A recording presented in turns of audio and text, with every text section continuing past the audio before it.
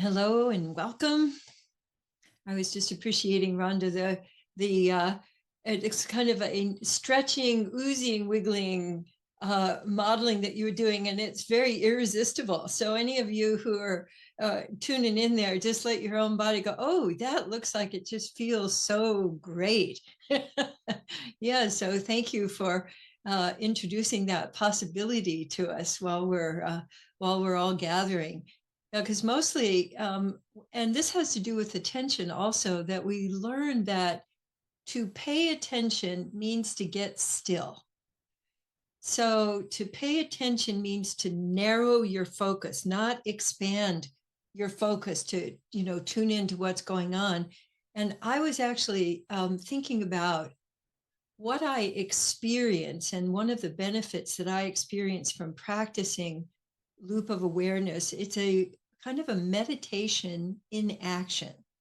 It's a way to locate myself. So I think of that as one of the primary benefits of practicing shifting my attention from out there to in here, is that I get a chance to to locate myself regardless of what is going on around me.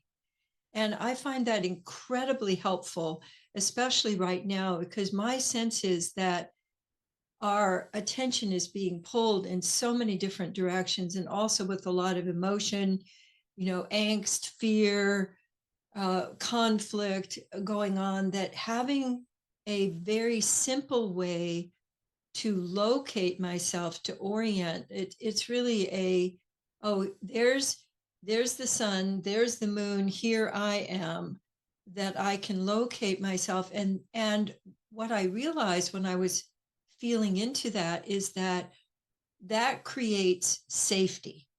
So the primary way that no matter where I am, what's going on, that I can create a sense of safety and space for myself is by practicing loop of awareness.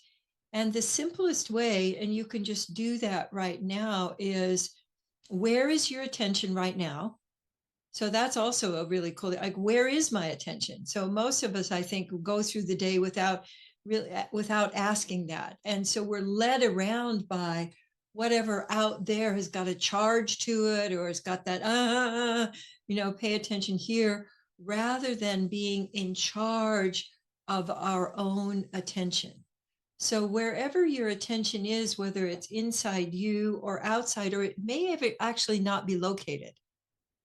And I find if I just choose one, if I give attention to my body sensations and my breath, those are a couple of the locators for me that are very reliable. So what's going on with my breath? Because if I'm not breathing, or I'm holding my breath, or my breath is shallow, I'm not really locating myself in the expanse, of my inner landscape.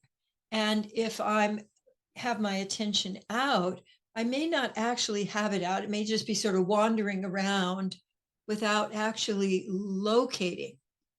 And what I realized too, that with loop of awareness, it's not just your attention, it is your intention. So what makes loop of awareness unique is that you're bringing your consciousness together with your perception. And your perception can be visual, but it's actually, I find, a whole body experience, that it involves my hearing, it involves my all of my body sensations, it involves my emotion, but it also involves what for want of a better word, will call my consciousness. Am I following my attention with my awareness? And when I shift, am I bringing my awareness and my consciousness with me? So I have found it so helpful that if I'm touching my face, that I'm actually meeting that from the inside. If I'm bringing awareness to me, I can bring my awareness from the inside also to meet, for example, my touch. And one of the things when I'm practicing that I find valuable is to use my hands. So I'll use my hands because I might want to let my awareness go out with a kind of a fan expansion. And I may want to let it come into a particular place in me. So I want to invite you to use your hands as you're letting your awareness, attention, consciousness travel outward. And then does it land? So all of these things that just seem sort of obvious, many of us don't do. So do you let your attention land? And how does it land? Does it land like a hovercraft, or like one of our cats, when they go around the corner, they sort of crash. They're going so fast that they kind of crash into things. So do you have a crashing kind of awareness, or a tiptoey, or let yourself play with the landing? And then when you bring your attention back to you, actually use your hands and ask, how would I like to be giving attention to me right now? And I find with my hands, it's easier for me to locate rather than just doing it with letting my attention go back and forth. And so letting my hands land and then noticing what happens when I give attention to me. So letting your hands guide you, and you might, see again, how does your attention want to go outward this time? Because we get into habits of attention. And this is a great time to kind of shake up those habits. So choose a new way of letting your attention go out. And if you let your hands or your fingers guide you, they can alert your brain to the way you want to put your attention out. Beautiful. I also want to invite you to notice what other folks are doing.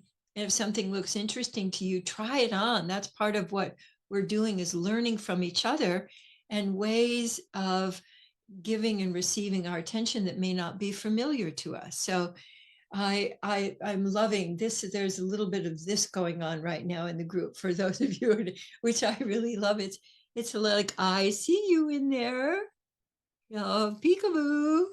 And then letting that land. For me, that one has a kind of a little tickle to it. And then how do I want to give attention to me? Like this time I wanted to have a kind of a waterfall of attention over the top of me. And letting myself receive that. And do that a couple more times, of letting your attention and intention go out with your hands. And I'm now letting mine go out with a particular focus to Allie, one of my cats who is in here. And she kind of blends in with the bedspread in here. And so she's like a big blob of gray. And so I'm letting myself kind of go over and just really give her a little kind of soft pet that's not going to disturb her sleep. So we can use our attention in all of these different ways. And what I'd like you to do now is just pause for a moment and close your eyes so you can give your attention to you. And I'd like you to notice if anything is wakened up in you from just this little bit of practice. So one thing I notice is that I can feel my breath deepening and expanding. So there's more of a, I feel a settling in myself, and a kind of easy presence where I'm not feeling any kind of, And what also might happen is, as you are shifting your attention from out here to in here, something may call to your attention, something that is emerging, a feeling, a memory, something that you're being called to do. So I'd like you to notice, what are the signals of something emerging in you? Because mostly I find that people, unless they've practiced, don't really use their bodies as a kind of a beacon, a lighthouse, but also it's like not an early warning system, but a radar system that lets you know, oh, something happening over here, something happening over here.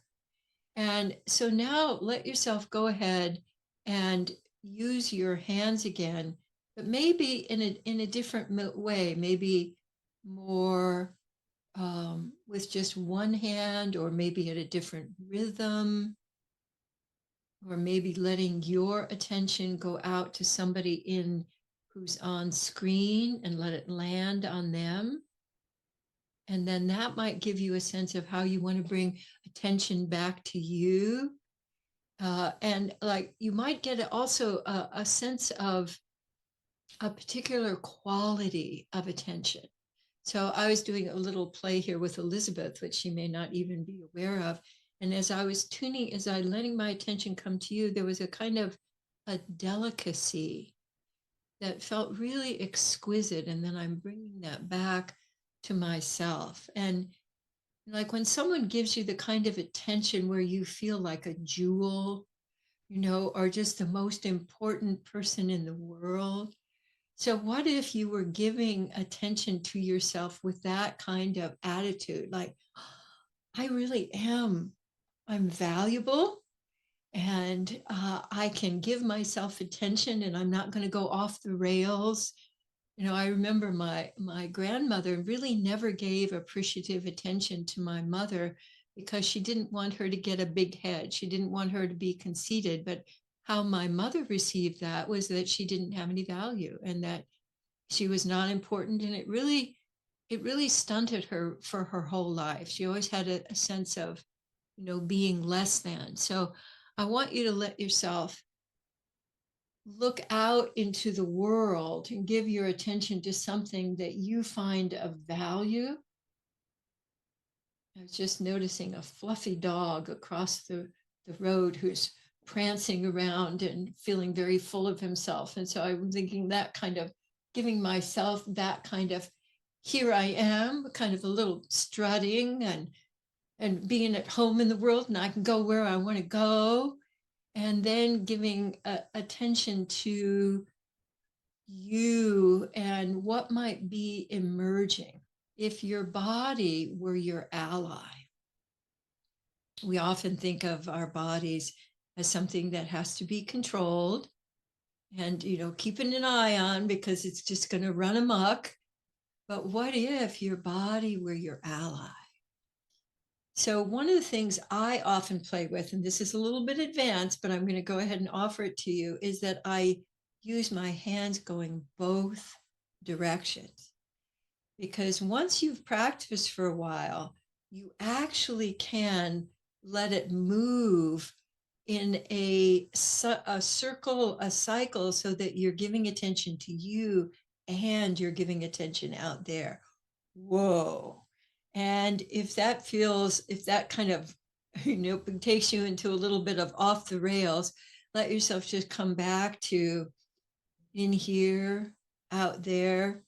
But as you're playing, there are all kinds of directions that you can move at the same time, which I find to be, uh, it expands my sphere of awareness and also my ability to locate myself. And that kind of situational awareness that people talk about and how valuable that is as you're moving around in the world to create your own safety. I think of our loop of awareness as really the heart of that. So I also want you to just notice as you've been doing this, is there any place in you that's wanting a little bit more love? So a little bit more attention. And I'd like you to actually gather in, so like doing a gathering love scoop and letting it either, so I have mine is right in the back on the top of my shoulder blades, particularly on my left side. And I'm having a sense of wanting to do a little bit of what my cats do, is kind of air biscuits. When they're really happy, they use their paws. So I'm doing little air biscuits on my back. And so notice the kind of attention that you're wanting to give yourself, and doing a few love scoops into experience that, take that in. I felt that releasing from my shoulder come on into my back and down on through, so that I'm feeling now more oozing capability coming through. And And I'd also like to offer you somewhere, it could be around you or it could be across the world, where you'd like to gather up some of your love and let that move and send it out and actually experience it landing. Now, we may not think that our consciousness has that much power, but I've really found that our consciousness can move all the way around the world while we're sitting here. And I want to invite you to use that opening to loving and valuing yourself to send out to anywhere you feel it's needed. And for those of you who are maybe new to the call or you haven't been here for a little while, what we're doing at the end of our loops and scoops now is pulling a card from the integrity deck. And I plan to do that every week while we meet. So by the end of the year, you will have, if you come to all of these, you will have experienced all of the cards in here. And the one that I pulled out this morning, which I'm going to hold right up here and see if I can get the glare off of it. There we go. I'd like you to just take a look at that and see how you experience just looking at this and how your body experiences looking at this. And just imagine, what's here on the other side of the card? And this is one, I just pulled it out of the deck and it says, I know what no, N-O, feels like in my body. You'd be amazed at how many people do not know that. And if I don't know what no is, it's another way of creating a sense of locating myself. No creates for me the opportunity for yes. And if I can't say no, then I'm not as likely to be able to fully say yes as well. And here's the question: how can I easily notice a no response from my body intelligence? So just take a moment to notice, how do I experience no? How do I know that it's a no? How do I know no? How do I know my no?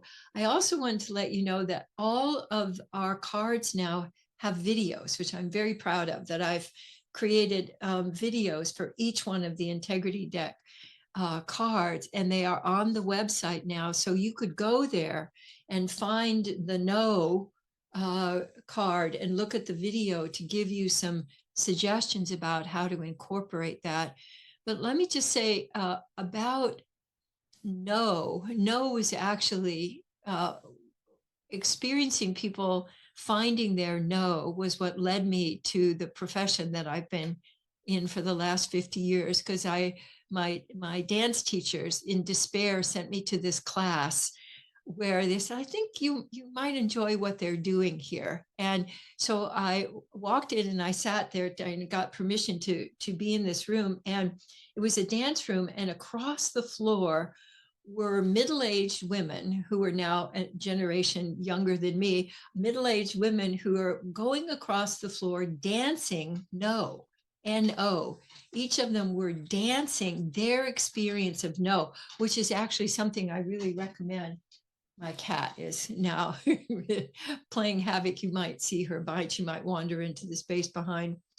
So take a moment and just ask yourself, if you were to express no so that other people would understand what a no is and NO is, how might you do that? So that's a whole other way of coming into. So one of the things I like to do is to go no and let my movement match it and just play with all kinds of no,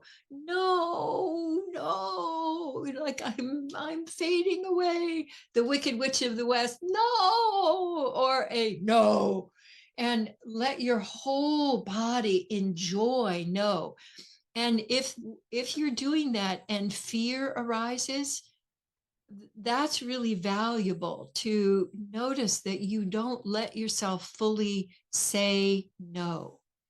And when I got really comfortable in saying no, the other thing that was just occurring to me is that we often say no and then add a because.